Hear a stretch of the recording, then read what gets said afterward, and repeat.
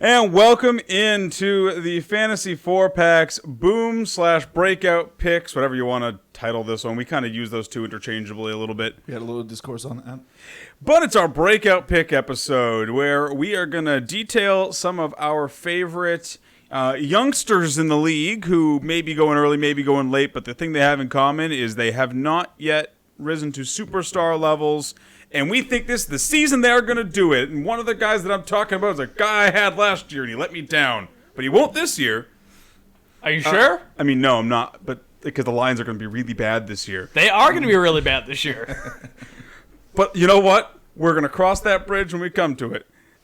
Before we get into our breakout picks, there's actually a fair bit of news today, and a lot of it's actually pretty juicy news items, you know. I'll get the boring ones out of the way first. Cortland Sutton's expected to be ready for the start of the season. Amari Cooper, although he is on the PUP list currently, thanks to his ankle issue from last year, it's expected to be a non-factor. He's expected to be ready to start the season. And that's really kind of all of the, non-juicy news tidbits. I guess Dak Prescott being a full participant on the 22nd for practice, completing 11 to 16 passes. He looks like he's a full go as well. That's just tying into the Amari Cooper one. Good to see for Dak, especially with where he's being taken. You want to know he's fully healthy. Yeah. But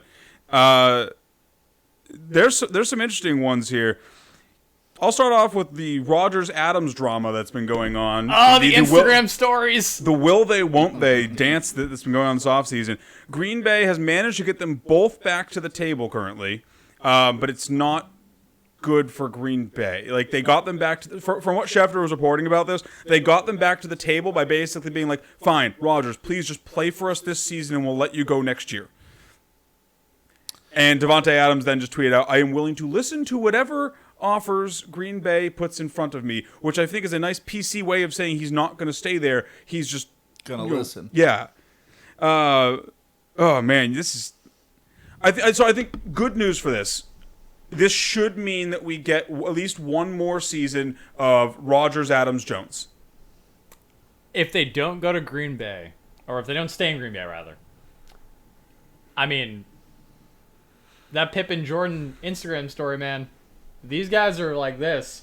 Wherever Rodgers goes, Adams is probably going to find his way to follow. Rodgers literally helped Davante Adams become one of the... he helped him go from being a guy with D-plus hands to one of the best receivers in the league. By them working together, they've made each other look very good over the years. I can't really blame Rodgers for wanting to bring Adams with him wherever he goes, or Adams wanting to go where Rodgers goes, because honestly, if Rodgers pulls a Brady and goes somewhere and Adams comes with him, they've got to be, favorites to win a ring, right? That's 100% going to happen. Especially if it's a complete team that they're going to. If they go to a team that has the stuff around them, that where a massive upgrade in offense is all they really need, like a quarterback and that kind of duo, I could see them being a ring favorite. But, I mean, for me, I think it's just like, are these guys willing to take a pay cut to win that ring? That's going to be the big thing, is because I don't know what team out there has the team plus the contract space. So one of the things that I don't know about Adams, but for Rodgers, I actually believe so, because one of the things that Rodgers is fighting for here is to have years taken off his deal because he wants out. And Rodgers is currently making almost $35 million a year. Yeah. And Green Bay offered to make him the highest quarterback in football earlier in the offseason. He turned them down. He doesn't want... He understands that his legacy is at stake at this point in his career, and, he's not an idiot. I think Rodgers had made plenty of money at this point, and he's like, I just need to win one more ring so I can be in that talk with all the other guys. Well, I mean, it's the same reason Brady is taking just all the upfront money now instead of, the salary. Rodgers at this point in his career, he's made enough money. He doesn't care. Brady's put the blueprint in front of everyone, all these other great quarterbacks that are nearing the end of their tenure, to be like, you want to go win a ring? This is how you do it. Yeah, you take the discount. You're just like, pay me out, and then put the talent around me. And exactly. Adams, I think, is just along for the ride at this point. I mean, yeah, I can't blame him for just trying to go. I mean, he's probably not going to take a pay cut, but also any team that gets Adams, if they get the chance to sign Adams, they're going to be thrilled to do it, I think, because he's a great receiver. Michael Thomas, after all of the... Michael Thomas is out for 4 months. No, wait, scratch that. He's out for 12 to 16 weeks. No, wait, scratch that. He's out for 112 days. It's like, oh my God, those are all the same numbers, presented differently. He's officially been placed on the PUP list. So we now know that he is not going to be doing anything for a good long time, and everyone can stop reporting that he's out for 4 months in different ways. Yep. Darrell Henderson out in Los Angeles is reportedly being viewed as an every down back by Sean McVay. Those were his words, provided he can stay healthy. Sean McVay acknowledged that Darrell Henderson has had injury issues in the past. He says that he thinks Darrell Henderson has the talent to be an every down back. They just got to figure out how to keep him on the field, which, if they figure that out, Sean McVay can probably quit being a coach and just go around being the running back whisperer, being like, this is how you stay healthy. Just do this. Like, I don't know. This one feels a little coach speaky to me. Like, your backup saying he's got to carry the load for a guy that everyone was ready for. The fan base is bummed to not see Cam Akers in there. The fantasy community is bummed to not see Cam Akers. So I feel like this is a little bit of pumping the tires from the coach. Sure. But while throwing a little bit of truth in there. Like, he's got some talent. He just got to stay healthy. So it's kind of putting the onus on Darrell Henderson to come in and fit as a fiddle. Matt Stafford commented on the issue as well. He's just under the impression, next guy up. I mean, to Sean McVay's credit here, it might be a little bit of coach speak. To his credit, Darrell Henderson has shown that he has talent before. Yes. I mean, there was a time before his injuries where we were all like, is this guy going to be actually something in the NFL? Yep. Maybe. Obviously, Cam Akers is probably still the guy, but Achilles injuries have been a career ender for almost everyone who's ever had one ever. So It's becoming Yes. the ACL. yeah, like, I mean, you blow your Achilles out, you lose burst, you lose a lot of the ability that makes running backs valuable. Cam Akers come back and not be the guy. If Darrell Henderson shows out this season, Darrell Henderson could be the future of the running back position in Los Angeles, which is shown to be a valuable position to have. Oh, yeah. I don't know. I am at least hopeful given that it sounds like they're at least going to be steering away from a committee. Speaking of guys who are, working around injuries, because that's a lot of this list, Joe Burrow fully cleared by doctors to participate in all training camp activities. Sounds like he's not going to play at all in the preseason, but that's not a question of health and more of, safety. Why risk the guy that just blew his knee out in games that don't matter? Yeah. Get him a bunch of work in the preseason, with training camp and everything. Yeah. Get him all those reps, and then just let him sit there and watch and take it all in until the season starts. I don't hate that move. Yeah, and then on top of that, you're getting your backups that much more ready if there is another injury issue. Sure. Yeah. I mean, I think it's fine. It's honestly way better than what I was expecting for Burrow, because I was expecting Burrow to start on the training camp pup list.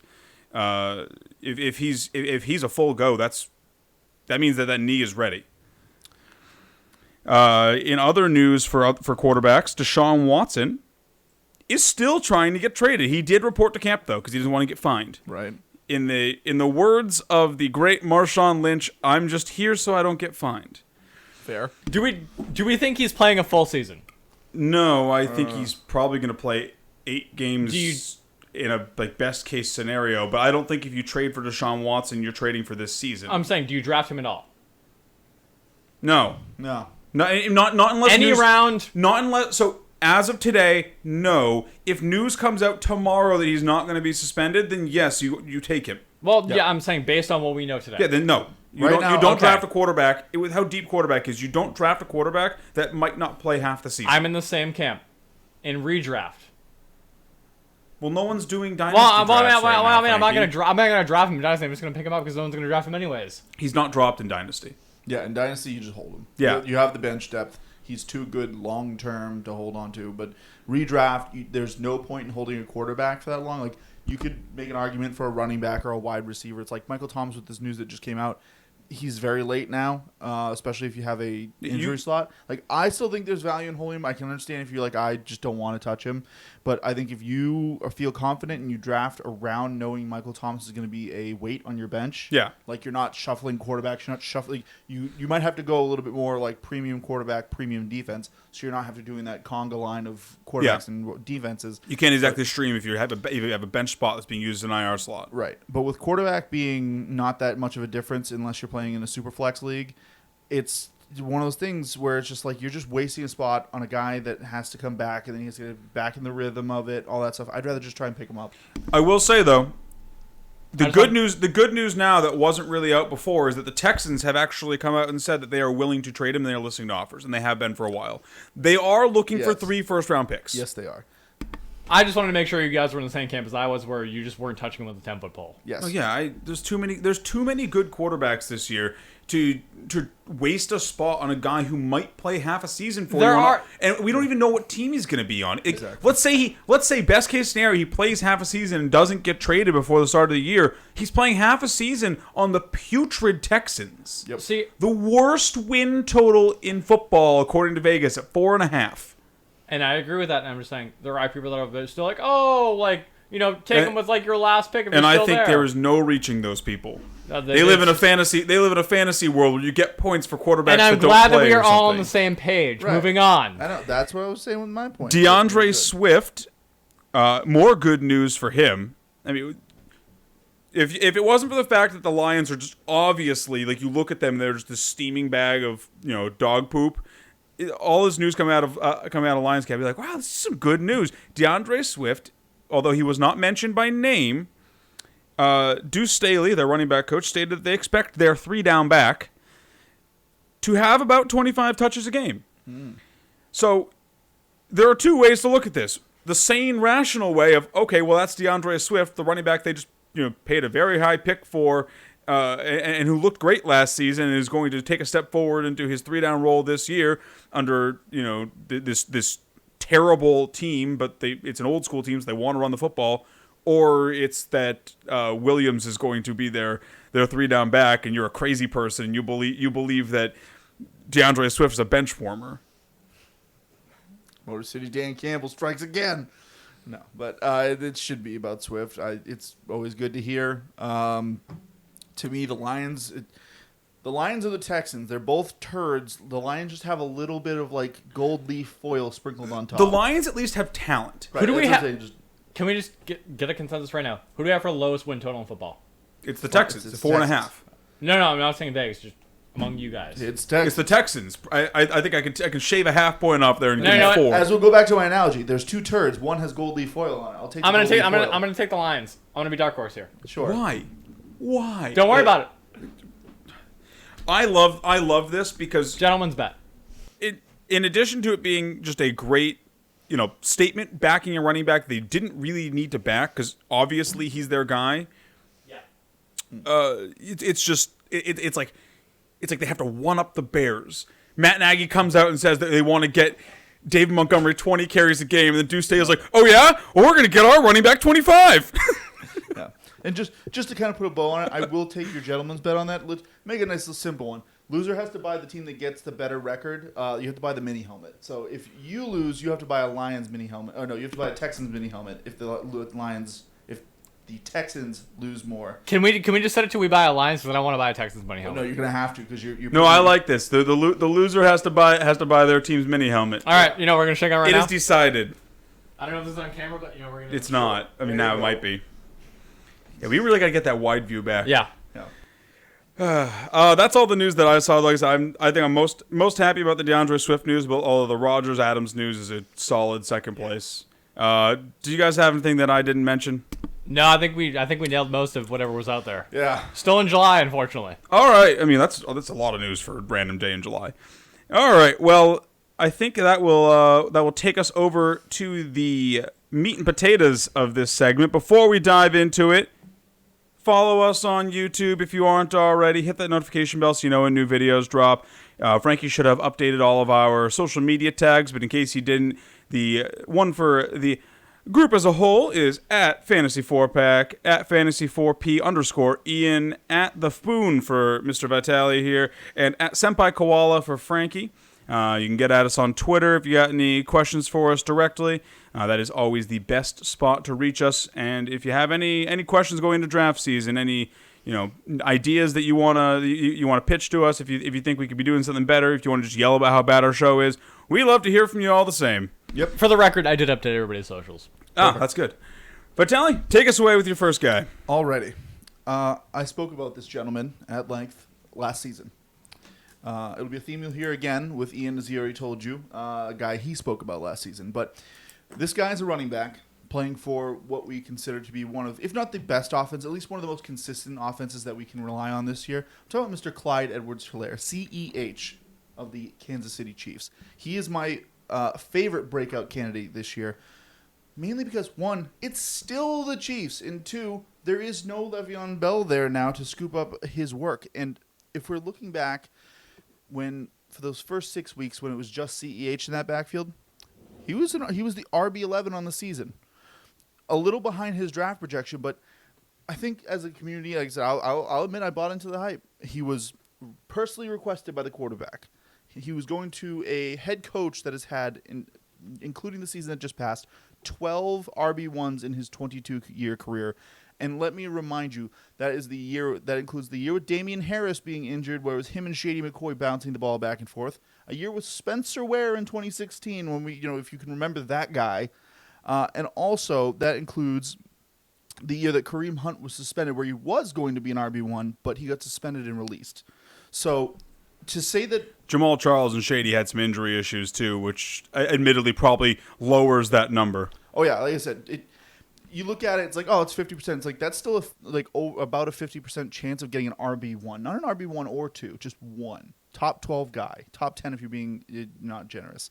But so when you take this guy who clearly knows how to find gems at running back and knows how to use them, when you look at a guy who now doesn't have someone there to vulture his work, who admittedly a couple fluky injuries plus a stomach bug was really what derailed his season. A guy who was averaging 4.4 yards on the ground, 2.1 yards after contact, which put him in the upper echelon, I believe, like top 15 last year. All these things put together, and then on top of that, what did the Chiefs do this offseason? Their number one target this offseason was their O-line, because we saw what happened to Pat Mahomes in the Super Bowl. He was on his butt for most of it. Last year, they ranked 11th overall at the end of the season in just overall general offensive line. PFF now has them ranked as 7th. Another little fun stat I found when I was looking at just specifically their run. So ESPN did a win percentage of the run, like basically how often did the offensive line win the running protection against the defensive line. The Chiefs ranked 31st, only above the Chargers in that. So it makes sense that when your running back is not getting holes, is getting hit behind the line, not able if you were a Clyde Edwards owner last year, you got to watch in horror as he tried multiple times to get into the end zone and was just getting stuffed. So they were just like, all right, here you go, Travis Kelce. Boom, right there. There's a touchdown that should have gone to you, but didn't. And then people want to say, oh, it's because CEH can't break through. He's not big enough. He doesn't have the skill. It's like he was doing it at Bama. And then when they swapped over to the other running backs, he, on 10 attempts inside the 10, he got 2 touchdowns. The other running backs had 6 attempts and got 1. So it's not like there was much of a big difference between the two. So when I look at this, when I look at a team that's basically guaranteed points, you have Travis Kelce another year older, you have Tyreek Hill another year older. They want to evolve and be a more dynamic offense. You have a quarterback, you have a head coach that wants to use the running back in an elite fashion, and a kid that's clearly got the talent, just needs to fully break out. When he's going an RB14, the 24th pick overall, a kid you can get at the top of the 3rd to pair with an elite running back, everything's lining up for this kid where I feel like he is. Last year, he was high risk, high reward. This year, he is low risk, high reward. Because I think if you take this kid, he has top 6 potential, maybe even top 3 potential if he really cashes in his value. So I'm split on this one because I really want to like Clyde Edwards-Helaire. And I think that there is some things going for him that, that does warrant a talk about, is he a breakout candidate this season? I'm ultimately, I think, siding, as I look more into siding more on the side that he's not.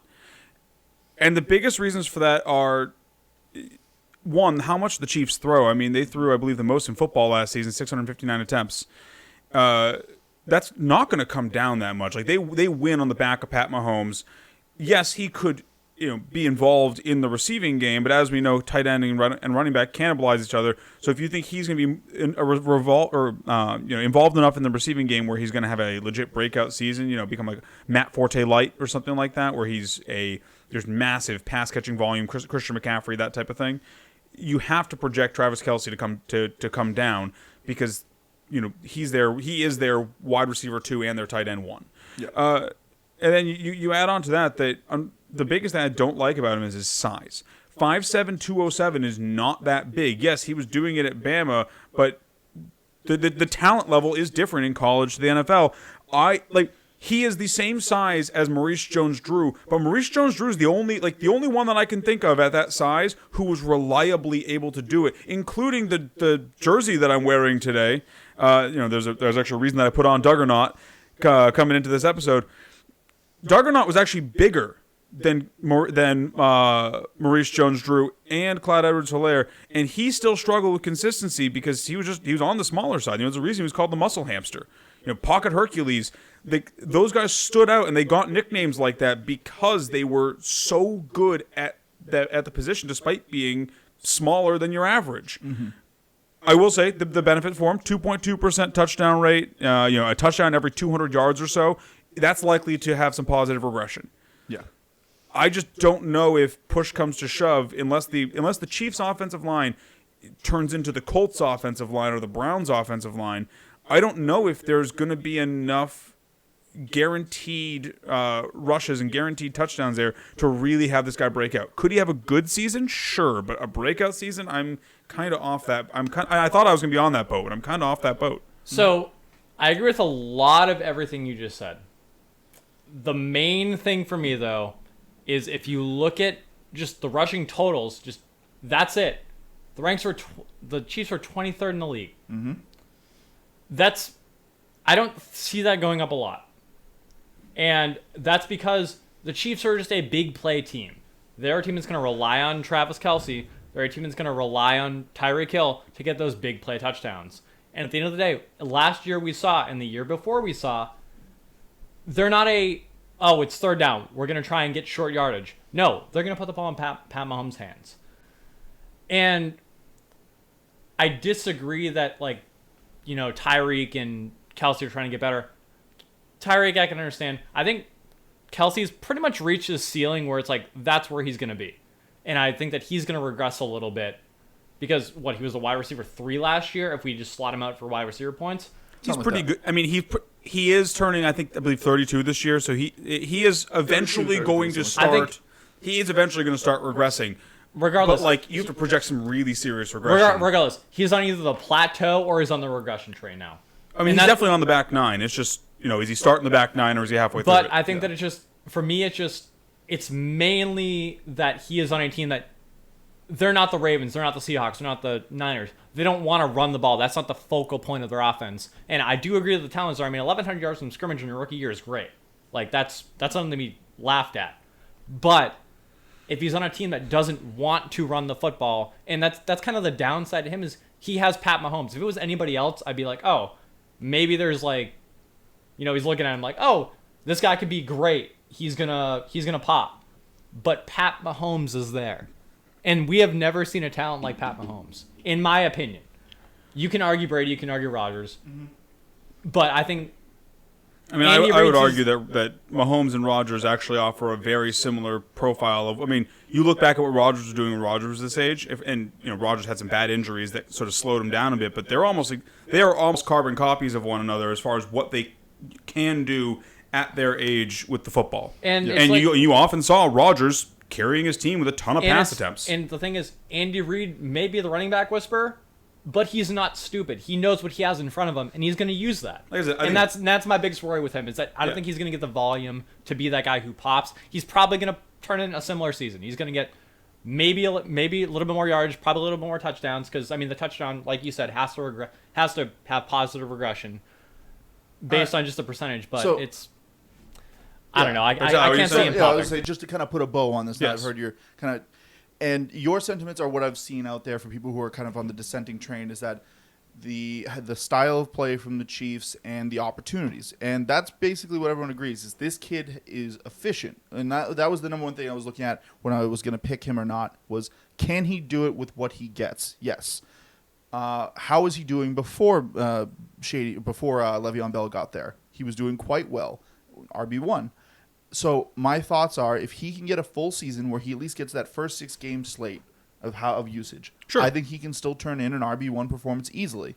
And I think it's just, if his receptions just go up from, he was at 50 receptions, if he can get he was at 54 targets. He was at 36 receptions. 55 targets. If he can get that up into the 60s, 70s range, I think that spells right there a breakout season could quite possibly happen. So I have one sentence to tag on. I think that you're correct there, and that's how he gets there. The big thing is he has to improve his pass catching. He only caught 66% of passes last season. It doesn't matter if he gets more targets. If he gets that efficiency up, even if he gets the same amount, and he ends up in the end zone more, that could, buoy him into that top 12. Yep. Frankie, what about your first guy? I understand you're also talking about a nice young running back. So it's actually the guy that's Until I going break in a the pretty trend. similar range, Mr. Najee Harris. Sure. So he's an interesting pick for me because I didn't initially see myself being in on this guy because his price was just too high to start. But since we've had July go by, at the end of July we've kind of seen his price decrease a little bit, and I mean, I can understand why and I can't, and I'm going to get into that a little bit later. It's, we looked at the offensive line last year in Pittsburgh. Wasn't that great. Nope.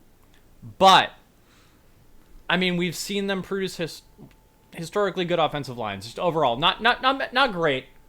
Some great, probably. Yep. Not noticeably bad. And the odds are going to do it again. I mean, I honestly don't know what they've done to improve it. Or, I mean, last year... Oh, they've done almost nothing. They've done a lot to, break it down, but very, very little to make it better. Well, we might be looking at it just in by subtraction here. But, again, historically, they've been good offensive lines. We've seen bell cows there before. Le'Veon Bell, Jerome Bettis, over the last 20 years. And, I mean, those are Pittsburgh's best seasons. I mean, we've seen Le'Veon Bell and Antonio Brown, 2 perennial number 1 picks. Or, swapping in and out, we'll say. Because, there was that couple of years where it's like, oh, are we taking Le'Veon Bell or Antonio Brown? Last year, the Steelers ran the ball 21 times a game. And that's between, James Conner, Benny Snell, McFarland. Probably put in about 1,200 all-purpose yards between them. And I'm not worried about the volume that Harris is going to get. It's where he's going and the fact that he's going to be a 3-down back that you're getting in, top half, mid-second, where, the volume is going to be, like, I don't want him as my running back 1. I'm just going to say it right now. If I can pair him with, like, an Aaron Jones. Antonio Jones, my favorite player. We'll talk about Aaron Jones next episode. But Aaron Jones, Nick Chubb. If I have those 2 guys on my team, I'm very happy with what's going to happen because if you're looking at, that 1,200 yards you're getting between those 3 guys who are, I mean, I would argue not even seeing an NFL snap, Najee Harris. I mean, we saw, the shell of James Conner last year. Benny Snell obviously isn't the guy. McFarland's the fill-in guy. I think that the talent is there with what we've seen Najee Harris do in college, and I agree that similar to Clyde Edwards-Helaire, college is way different than the NFL, and I've been on that train for a while. Like, just because you can do it in college doesn't mean you can do it in the NFL, but it doesn't mean that you're not ready for the NFL. You just need to learn how to play in the NFL. And we may see a similar situation where, he might not be having those pop games at first, but you're going to learn how to play. And we don't know where we're getting with Najee Harris because obviously we haven't seen him play. And I think he gets the benefit of that because he doesn't have the pressure of being, oh, I'm drafted in the top 10 fantasy running backs. I need to, go out there and pop off. Like, he's not a Dalvin Cook, he's not a Derrick Henry. But I think that that's decreasing his price a lot, and we could very well see that next year where he turns in a top 10 season just based on volume because he is a 3-down back. He's not just a Derrick Henry where Derrick Henry can catch the ball, but that's not his bread and butter. Derrick Henry is just, I'm going to run the ball 25, 27 times a game. Najee Harris has that dual threat, similar to a Saquon, where, I mean, based on receiving volume and rushing volume, I mean, beat writers have already been saying that it's not out of the realm possible. I think he's going for 275 touches this year. I don't have him for that. I have him for probably 260, 45 to 50 receptions maybe. So I will say the upside for this kid is his total volume. I mean, you look at what the Steelers did last year, 373 total attempts as a team on the ground. If you add James Conner and Benny Snell together, they have 280 touches. I mean, and that's realistically what Najee is going to be looking at, is that combined total there, because James Conner isn't on the team anymore, and actually I don't even know where Benny Snell is. He might still be there. He might be dead. I have no idea. He's there. Benny Snell is a non-factor. You don't Yeah. take a kid like Najee Harris. You plan on using Benny Snell. Like that being said, I think the volume is the only thing going for him. I mean, you said you don't know what the Steelers did as an O-line. I do. Their top, their top offensive lineman right now, their only guy with any sort of tenure is a fellow named, I believe, Trey Turner, a 1 year, $3 million deal. So not a lot of money invested there because he's not very good. The rest of their other 4 projected starters have 24 combined NFL starts. Yeah. For me, like looking through all this, I love the opportunities. If Pouncey was at least still there and Big Ben had started his like dieting and exercise routine, Or 2 David years. DeCastro or any of the other starters. Yeah, Pouncey's the biggest one because I feel like he was the anchor for them. Sure. So I feel like you can put if you have an anchor like him on your team, he can at least kind of corral the rest of it. And him being a center, they say he's the quarterback for the line. Him leaving was a huge blow, and then them not going after, like my hope for them was that they were going to pursue like a Joe Tooney or somebody in the offseason where they would pay an offensive lineman and then draft like they did to kind of help Big Ben in one of his last years. They didn't go for it. I feel like Najee's, at least his rookie year, might get wasted, and he's going to end up being a Joe Mixon, might even light. Like, he's going to be a volume play on what a team that could be very volatile is. Like, I could see them having some boom games, but I think their boom is going to come through the air by just one of the receivers breaking a couple home.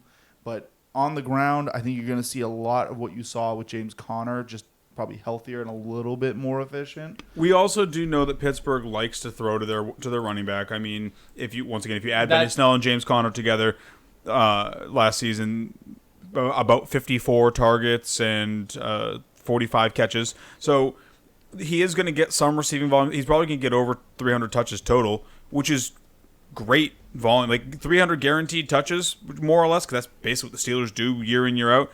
Great guaranteed volume. It's just like, I mean, look at the division he plays in. The Ravens have a brutal front seven. Well, Cleveland has a brutal front seven. Other teams in the conference have tough defenses. Miami, it's not going to, Miami, New England, it's not going to be an easy. I don't actually know what the Steelers' schedule is this year, but like there's a good chance that the Steelers are going to be running into issues on the ground.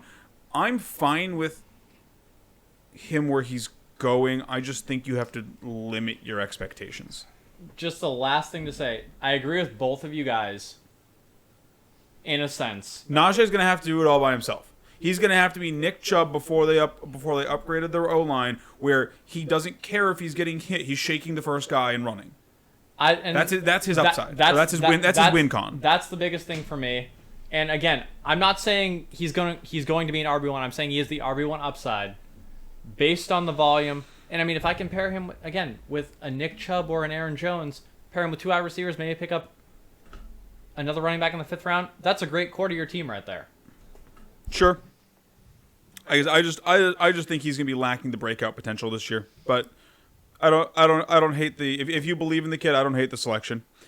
I'm going to be doubling down on a man that I believed in as a breakout candidate for tight end last year. And to his credit, he almost sort of did. But it was less of a breakout and more of just a like, ho-hum, that's pretty good. But things are even better for him now because T.J. Hawkinson is literally the only show in town at the pass catching position at this point. I mean, Kenny Golladay and Marvin Jones are gone. Excuse me, DeAndre Swift is still there. I don't care. There are no wide receivers on that team. Like you look at what the Lions did this offseason, and while I think it was smarter of them to blow it up like they did because they have these, Hawkinson and Swift, they have these young pieces they can build around. Goff obviously isn't a long-term piece. But A short-term piece. he's a get us the first overall pick term piece. Yeah. But like you look at what Hawk put together last year, like a remarkable improvement over his rookie year. he brought his catch percentage up from 54% to 66%. Targets went up from 59 to 101. His catches and yardage both almost doubled. His touchdowns tripled. Like that is a great step forward for a second-year tight end. And now he's inheriting an offense that threw a ton last season. They're going to have to throw even more because, like, spoiler alert, we were talking before with DeAndre Swift, they suck. They're going to have to throw so much this season because the defense is bad, the offense is bad, just every part of that team is bad, and he looks like... Can I just interject real quick? Sure. And this is the only thing I'm going to say for the whole thing because we've talked back and forth about this take. Yes. His touchdowns and his catches tripled. Kenny Golladay didn't play mainly the entire season. Right. And that's, for me... But Marvin Jones did. He's not the number one receiver. And that's my biggest thing here is, sure, it tripled. It went from 2 to 6. It went from whatever it was before to 723, or 6 to 7, rather, if we're talking about receptions. But 101 targets, 67 catches, Yeah. 723 yards, and 6 touchdowns. if your number one receiver doesn't play, the tripling of those things matters less to me. And that's where I'm a little bit skeptical. I do think that the talent is there, but I don't know. I'm still a little bit iffy on it with Goff at quarterback. So, I'm not, specifically because we've seen Goff support high-powered offense before. He's not good at it, but he still throws the ball well enough that Cooper Kupp and Robert Woods have been great fantasy wide receivers. He's still good enough that last season Tyler Higbee was being taken in the 5th round because people thought that he had the ability there to be this great pass-catching tight end. And to his credit, it wasn't Goff's fault that Higbee wasn't. Higbee just sucks. I mean, you can see when he was splitting time with Gerald Everett, they were both kind of just eating at each other. There is no one else there to steal from T.J. Hawkinson. I mean, you look at you mentioned that Kenny Golladay was hurt for most of last year, and he didn't play very many games. You know who did? Marvin Jones. He got 115 targets. He got 76 receptions. He had almost 1,000 yards. He had 9 touchdowns. Like, if you want to look at who was stealing his volume, it was Marvin Jones, who is also no longer there. That's why I think that he has a ton of room to grow this season, because you look at the other like monster tight ends, the Kittles, the Kelseys, the Wallers. What they all have in common is they're all very athletic and very big, so it makes them tough. It makes it tough for them to cover. They all catch the ball very well, and they all get a ton of volume. Hawkinson fits all of those categories. He was drafted to be an elite pass-catching tight end, as well as a good blocker and everything in between. He presents the athletic profile you want for a tight end that is going to go in there and dominate. You can't cover him with a linebacker or a cornerback. He's too fast for a linebacker and he's too big for a cornerback. So you got to double him, which admittedly defense will be able to do. But I think that Hawk has the talent to be able to go out there and show out. His targets, they might come up a bit. Maybe add 20 onto his target total, including for the extra game in there, so maybe add 30 on because there's an extra game this season. But his targets are going to come up. His catch percentage should come up. The biggest thing that I think you're going to see come up, though, are the yardage and the touchdowns. Because last season he just didn't have that there. And if he can improve on those, if he can get up to around 1,000 yards and up to 8 or 9 touchdowns, you're going to see him be in that top tight end talk, except he's going behind Kyle Pitts. He's going behind Mark Andrews. He's the tight end 6 off the board right now. I mean, Kyle Pitts is a trap card. I know, but he's going where Darren Waller went last season, and Darren Waller last season was a league winner for people. Oh yeah, actually, looking back at last year, who do you guys think? Actually, I'm just going to tell you, Darren Waller and Travis Kelce were both top 3 for yards after the catch last season, because they're just guys like that are so valuable, and I do like Hawk. That's. Whatever qualms I have with him, it's not that I don't like him. It's that I just don't know if he's going to get the volume that's necessary. How are you doubting his volume? The volume should be the only thing you don't doubt, because he is their top pass catcher. End of statement. That's not debatable. So he is the most talented pass catcher that we know of. My 2 things, I I can very much see it, and I'm probably more on the side of it, but just to kind of to get my points out there why I see reasons why he could not do anything. As you pointed out, Marvin Jones was there helping to stretch the field. He got 9 touchdowns. Just because he leaves doesn't mean those 9 touchdowns are in limbo. In the NFL, you're not guaranteed to score. Like this team could be so bad that they're scoring like 1, 2 a game, not even. So like, I think there's a reason why running backs and tight ends cannibalize each other's targets because they're usually going over the middle. So now you have 2 guys working over the middle, and those are your 2 primary pass catchers. So I feel like defenses can both stack the box and really pressure those 2 positions and make Jared Goff beat you with his arm to his receivers who are also bad. So now you have a poor quarterback throwing to poor receivers to try and extend plays, because if Hawk comes down with an 8-yard catch, that's great for you, but then if they stall out for the rest of the drive, you don't get any more points. So it's sometimes this is like yes, there's now more targets to go around. They should be throwing a lot, but they could get smothered out of games where they're not throwing as much as you'd like because the other team goes up 2 touchdowns and then just runs the clock out. I guess I just see at the end of the day that they're going to maintain their passing volume, at least, because what are they going to do? Just kneel it every play because they give up? Like, they're going to maintain their passing volume because they're going to be down in games. And if he's their number one receiver, he's going to see high targets again. If his efficiency just comes up a little bit, if he starts running deeper routes so he gets, catches further down the field, if he falls into the end zone an extra couple of times, that is the difference maker between him having an average tight end season and a great tight end season. I just think all the pieces are there for him to, flash as the number one receiver on this bad Detroit team and be sort of a lone or maybe shared bright spot with DeAndre Swift. Yeah. Vitaly, why don't you take us away with your second take here? Alrighty.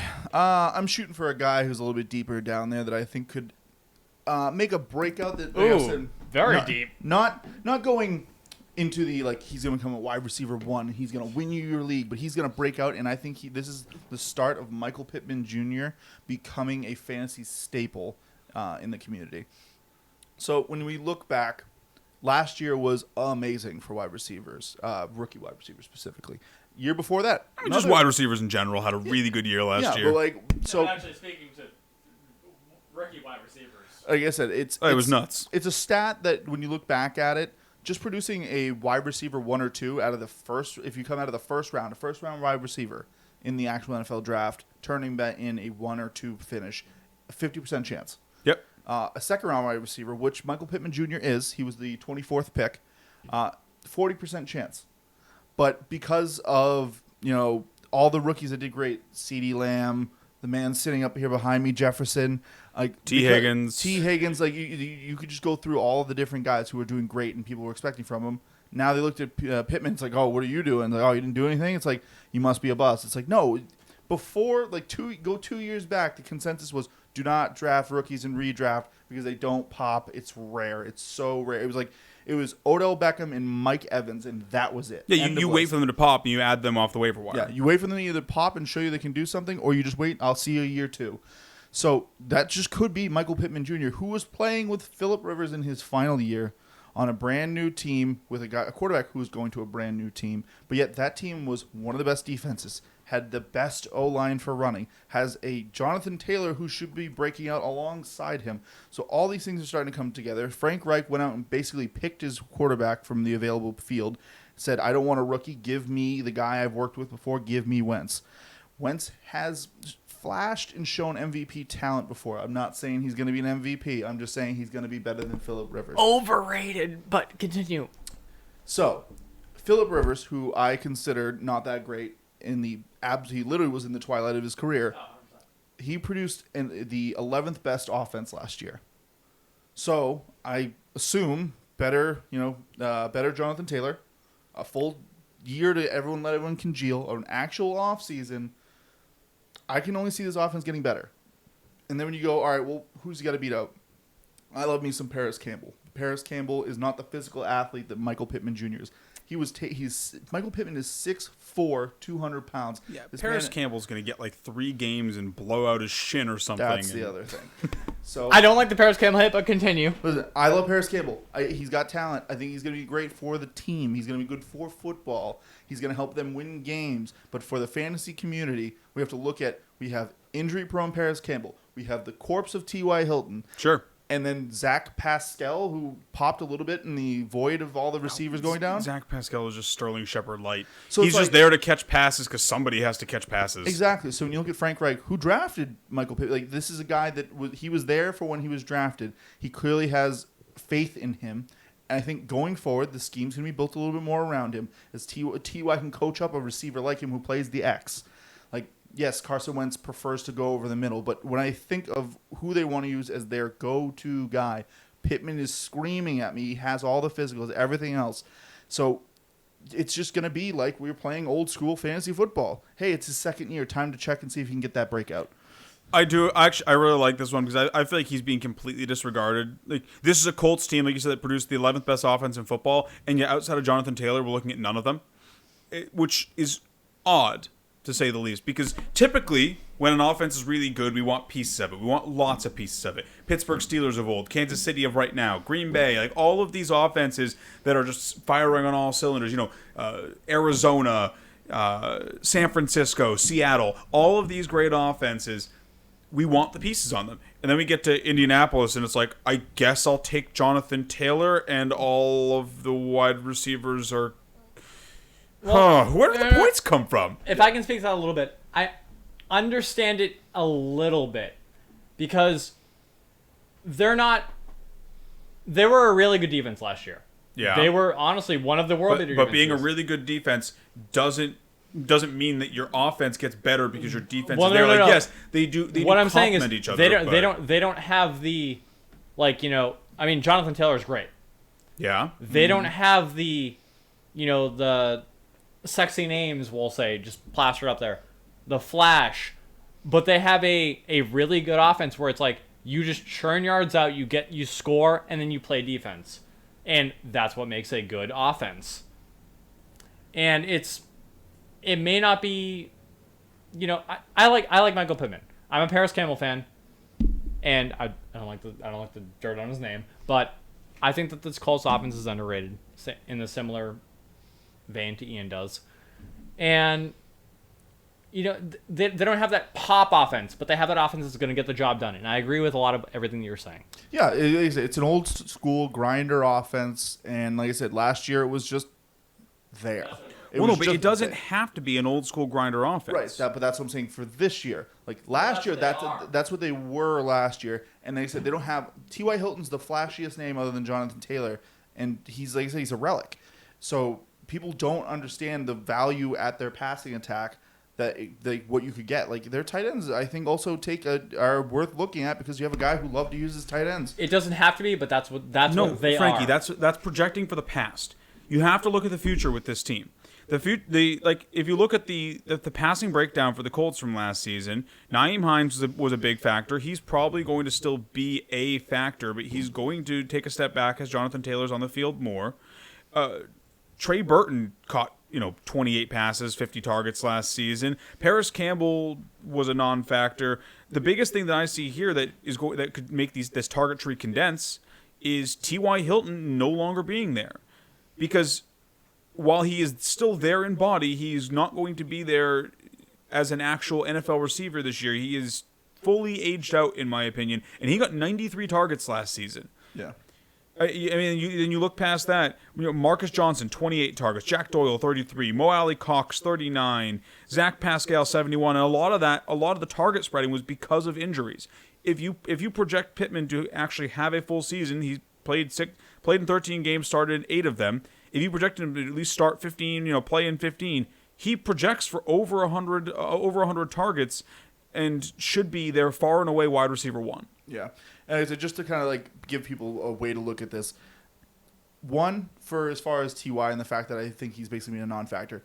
In the middle of the season last year, he and his grandmother were looking at his tape and saying, I don't see the T.Y. of old out there. I don't see me. And he wanted to fight back again. That's why I was hoping that he was going to have some bounce back games. He was okay here and there, but it wasn't really there. And then 2, T. Higgins last year, he dealt with the exact same thing. A.J. Green was still there, but he was a shadow of himself. And he was able to produce. Yeah, the difference was Joe Burrow was throwing it 40 times a game, so there was just more volume there. Yeah. All right, Frankie, talk to us about Jerry Jeudy. Why do you like Jerry Jeudy so much? So, if you look back at his 2010 campaign, it wasn't terrible, but it was. No, it was terrible. Not his fault. Yeah. Yes, that's the biggest point that I'm going to make here with this entire spiel. 46% catch rate. Awful. 12 drops. Don't know where the ranks in the league, but still awful. High. Both of those things can be fixed. Yep. And I think the biggest factor in fixing those things is not only the growth that I think that he's going to get from the experience in the NFL. I can tell you it ranks second in the league behind Deontay Johnson and just ahead of Tyreek Hill. Both of those things can be fixed by just taking Drew Lock, putting him on a rocket ship and sending him to the moon, and letting Teddy Bridgewater start the game. And start for the season. To quote Patrick Starr, what if we just take Drew Lock and push him somewhere else? Drew Lock wasn't it. And despite those misfortunes, Yeah. he was still able to post a 52, 856, and 3 stat line. Which was 5th among wide receivers as far as yardage goes for rookies. Not for overall. But still, we talked about how great the rookie class was. Still top 5 as far as yardage. The Broncos offense didn't look great last year. Their defense didn't look great last year without Von Miller. I mean, I think that with Courtland Sutton coming back, we're going to have one of two things. We're either going to have Courtland Sutton taking the top off the defense, and, he was a Pro Bowler in 2019. If you pair him with Jerry Jeudy and Noah Fant, who is one of my favorite players, I think that's honestly, as far as, offenses go, probably one of my favorite receiving groups in the NFL. And, I don't think his volume's going to go up because, obviously, Sutton's going to take away from that. Healthy Noah Fant's going to take away from that. But I think he's going to be able to do more with the same or less than he did last year because the quality of target's going to be higher. I'm not saying he's going to be a wide receiver 1. I'm saying he's going to take a step forward, whether it's a huge step forward or a small step forward. I think that he's going to have a better... Frank, this is our breakout episode, right? Not our lukewarm, this guy could be better episode. Taking a huge step forward and a small step forward, it's still breaking out. No, a breakout would be if this guy comes out and slam dunks, not, gets 100 more yards. If you look at wide receivers as a whole last year, wide receivers over 50 targets, he ranks second behind Will Fuller in wide receivers over 50 targets with 16.7. The biggest thing for me is the quarterback issue in Denver, where Teddy Bridgewater needs to start. Drew Lock wasn't it. They need to just move on from him. And honestly, I could see Jerry Jeudy being the number 1 receiver in Denver. Courtland Sutton's talented. He was a Pro Bowler. But if he just can't stay healthy, I like Jerry Jeudy a lot. He's a very talented route runner. And I think that any catch that he makes can be taken to the house. You can't say that for a lot of players, but he has the speed and the talent to do so with the yards after the catch. I think the biggest thing that Jeudy has going for him, 1, he's an amazing route runner. 2, he should be the focal point of that offense. Courtland Sutton is good, but I think Jeudy is a more talented receiver. But 3, Teddy Bridgewater is going to start for that team. I will timestamp it now. I am not going to be wrong on this. Drew Lock sucks. He's an insurance salesman masquerading as a quarterback. 9:25 p.m. July 26th, by the way. He is an insurance salesman masquerading as a quarterback. I'm not particularly worried about... I'm probably more bullish on Jeudy than you are, actually, given your... he could take a minor step forward. The biggest thing that was hampering Jeudy was his catch rate. Not his target volume was fine, and honestly, we could see that go up. We just watched Teddy Bridgewater come out of an offense where he supported multiple 1,000-yard wide receivers. I don't see any reason why Courtland Sutton and Jerry Jeudy both can't have great seasons, and their price point is very attractive right now. I think the big loser here is Noah Fant. Noah Fant is, I think, unfortunately, unless Aaron Rodgers goes there, going to be left out in the cold while. He's going to be Squidward looking out the window while Patrick and SpongeBob run by. He's the wide receiver 34. You're getting him, So, just to kind of put my put my quick 2 pieces in here. I'm probably the 2 most. cents? No, 2 pieces. I'm giving you. You don't get money. This take doesn't get money because you called it a dunk when you're supposed to be. These are supposed to be slam dunks. All dunks are dunks, but only a few. That's not true. That's for our Stands for Approval episode. Follow it for that up there. But that's what a breakout is. You're saying that this guy's going to make an impact and could help you win. Yes. So Jerry Jeudy to me, I love it. I love his footwork. I love his speed. I love his talent. But I think I still believe in Courtland Sutton because Courtland Sutton did it with terrible quarterback play. Like we all liked Courtland Sutton going into that next year, even with Jerry Jeudy coming in as a rookie, because he did it with Joe Flacco and Drew Lock. Granted, Drew Lock had that little bit of a pop game, but Joe Flacco won a Super Bowl, by the way. I was a Drew Lock guy. I liked the flashes coming out of college. He looked like he just needed time. That's what they were doing. Didn't work. Happens all the time. Move on to the next one. Yeah, you could say that. To say the least, it didn't happen. Hey, listen, they gave him Joe Flacco to learn from. You can't learn anything from Joe Flacco. He just throws the ball really hard. Hey, he won a Super Bowl. That's all I'm saying. He throws the ball really hard. That's all he does. So, Jeudy, I think there's a chance that he could be the very much 2B option here because I think Fant still has some talent. And if they start using Fant enough, Fant's biggest thing. Fant has to die for Jeudy to live. That's the only way I see. I Jeudy, disagree because I don't think there's enough. Well, targets. Frankie, you can go live in Wonderland or Narnia while we project the real offense. Because, like I said, we saw this last year with the Panthers. There's only so much target around. He can only really support one guy, so one guy is going to be the clear one. The number 2 will still be solid, but that's if we're given the exact same situation as last year. And if you're a DJ Moore owner, you're very, yeah. I mean, I think the upside here, if you're looking at Bridgewater from last year to this year, is Courtland Sutton and Jeudy are both better than any receiver on the Panthers last year. They are. But I'm just looking at them as a blueprint. And I think if you're telling me that I'm getting DJ Moore at Jeudy, yes, that's a value. But if I like someone better in his range, I might pass on him because I'm going to go for other guys. Sure. I mean, ultimately, I think that he is going to break out because I think you're going to see his catch total come way up. So I guess I will just steal Frankie's breakout there, because I'm higher on him than Frankie is. Oh, I'm not saying he's not going to. We're going to the next one, Frankie. Damn it. You've made your bed playing it. You've made your bed, and now everyone knows that you're a breakout player. You're lower on than I am. Anyway, Jerry Jeudy's great. That's all I can say. Anyway, Joe Burrow is not someone I thought I was going to have as my breakout player because when his entire knee got disintegrated last season, right, I thought his career was over. I mean, that's hyperbole, but I did not expect Burrow to be ready to start the season based after that injury happened. And suddenly news drops, he's been looking good coming up to this point, but suddenly news drops that Burrow is fully healthy going into training camp.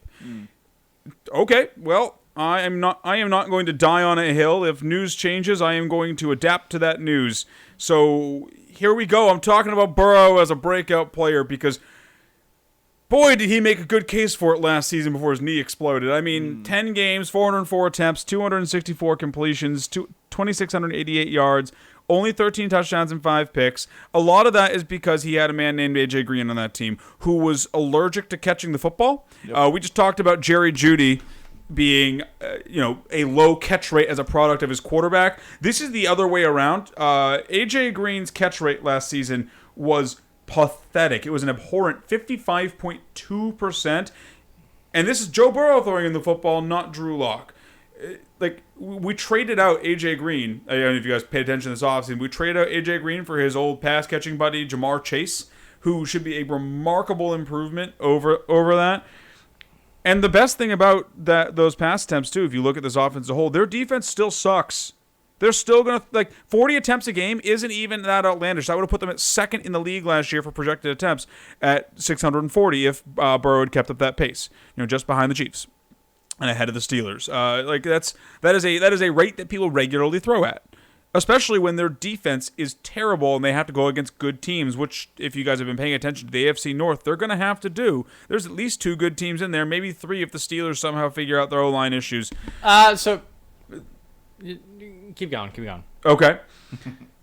I mean, we're looking at a guy who was drafted as the number 1 overall quarterback. He was put on the field right away with a bad team around him, And he flashed immediately. Like, that's what you want to see out of another. It's what we're expecting from Trevor Lawrence this year, if Trevor Lawrence is the real deal. It's what you want to see when you draft a quarterback like you did with Joe Burrow. He put the blueprint on the field to show what he could be in the future, given more time to develop. The big question mark for me was that I had to look into when I was seeing if I really wanted to make him a breakout or not was what is his O-line going to look like? Is his protection actually going to hold up? They're going to have Joe Mixon back for at least the start of the season, which should help them with some protection. It helps them get a believable play action going. They can keep Mixon into block. He's a veteran running back at this point. He understands how blocking schemes work and all of that. On top of that, they went out and signed a model of consistency in Riley Reif.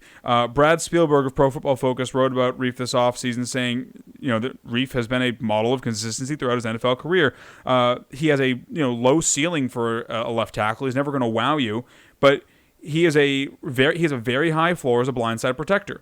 He's graded out at a 69 or better in all but one of his 9 NFL seasons. He's put up 60-plus marks in both pass blocking and run blocking every season. And the best thing that I saw when I was looking at him with his snap counts too is he's almost always out there. He doesn't take plays off. Burrow gets that guy watching his blind side now, which should help a bunch. And then on top of that, they added Jonah Williams last year as their first-round pick. I'm sorry, or a first-round pick. He's going into his second year, and he is expected, from everything I could tell looking into him, expected to take a step forward as the right tackle for that line. That having 2 healthy tackles that can actually do something for Burrow, that should be enough to at least get him, get him standing upright for at least a little bit this season instead of just throwing off his ass. I look forward to having a full season of Burrow having that exact same, maybe higher passing volume because they're still going to suck. And now he gets to throw to Tyler Boyd, who's been great for years. Just the perfect little slot receiver out there. Criminal underrated. Oh yeah, Consistent. T Higgins going into his second year looked amazing last season. Would have been a much bigger story if it wasn't for the fact that CeeDee Lamb and Justin Jefferson looked even better. And they just added Jamar Chase. He's got 3 really good wide receivers. He's got Joe Mixon, who can at least do Joe Mixon things. I really think that if I'm trying to pick a guy that is going far outside the the top 12 quarterbacks, but could be this year's Josh Allen or this year's Lamar Jackson, it could be Joe Burrow, because Joe Burrow has the volume to put up insane numbers as long as he gets the chance to actually do it. Yeah, for me, I like Joe Burrow. There's probably a good chance I'm going to own him because I am very much looking at the quarterback late strategy here for most of my redraft leagues. For me, I just keep seeing that meme of just either him sitting on that throne when they were taking the team pictures and you just got to see his knee and that just massive scar running down it. And then you just were like, all right, Penei Sewell's right there for the taking. He's basically dropping in your lap. And then they passed on him. They passed on one of the best tackles we've seen in a while. And I'm just seeing the future for this kid, and I'm just worried that every year it's going to be another offensive talent. We just keep putting weapons out there, and he just keeps getting his legs explode. We can't explain it. Oh, don't get me wrong. I don't think that Jamar Chase was the best football move, but I think it was a great fantasy football move. And there is a difference there. I just looked up his ECR. He's going at 103, and as the quarterback 13. He's going late. Some skill position players he's going around are guys like Logan Thomas, Robert Tonyan, Curtis Samuel, A.J. Dillon, Gus Bus. You're telling me you wouldn't rather take a shot at a guy who has legitimate quarterback 3 upside as opposed to Gus Edwards, who might win you a week as a good flex option sometime when your running back is on a bye? Yeah, like I said, I'm always looking for that late quarterback because there's always one. Josh Allen last year, Lamar Jackson the year before that, Pat Mahomes his first breakout year. There's always one. And I'd rather shop for them than just paying the price for a guy like Lamar now. Sure. Pat Mahomes in the 14th was a criminal for me. Yeah, Pat Mahomes the 14th. He's the guy who started this whole trying to identify these late breaking quarterbacks because they win you leagues, and that's legitimately what Burrow could do. If Burrow pops like I expect him to, Burrow could legitimately win you your league because you are getting a top 3 quarterback so deep in drafts that the rest of your team ideally is very complete. All right, well, that's all I got on Burrow, unless you guys have any closing takes. Please keep that knee in one piece. Yes, please stay upright. We don't want to see you hurt again. Do not keep that knee in one piece. All right, and tune in as we go into the month of August. We're going to be upping our video volume, so we're going to be doing two episodes a week, including starting the trend of going back to doing mock draft Mondays, where we release a format-specific mock draft every. We're going to film it on Monday. It'll be released on Tuesday, but we're going to be doing one for every format. Probably going to double down on half point as well as some more best ball content and other more, I guess, targeted content to help you guys really prepare for your drafts this upcoming season. That's all I got. So I guess we'll see you guys next week.